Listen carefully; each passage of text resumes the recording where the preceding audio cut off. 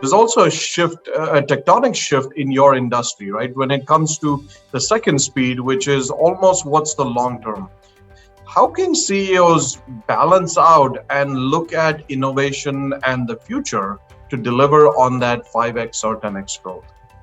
One, you've got to have a clear vision, the organization. So, for example, our vision, which we articulated about a year and a half ago, is to be, let's say, amongst the top 10 global commercial vehicle manufacturer. Yes. And let's say we are at 20 odd today.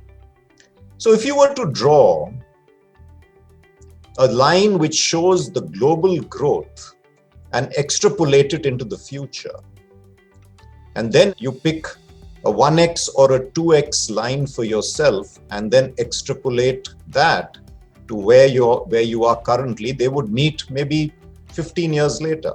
So now the question is, can you wait for 15 years? Why not the next 5 years or 10 years? Whatever you think you can do.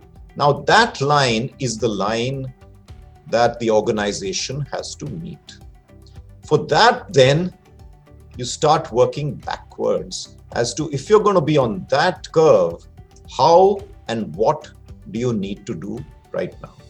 For example, what do you need to do to keep a binding force and an alignment? There's a vision. What is the purpose? What do you do to be able to communicate that?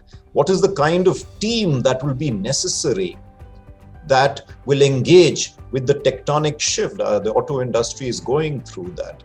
Ultimately, the customer has to be at the heart of the decision-making process. What are the partnerships in the ecosystem that are required to be developed? Then there's the whole digital piece. We have several technologies simultaneously coming in.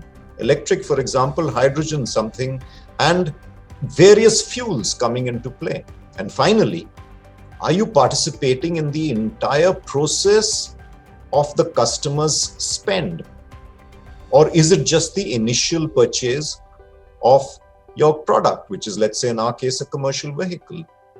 We must participate in the entire process, which means, are we participating in the solutions, in the aftermarket adequately? So all of these questions, when put together, one started building plans.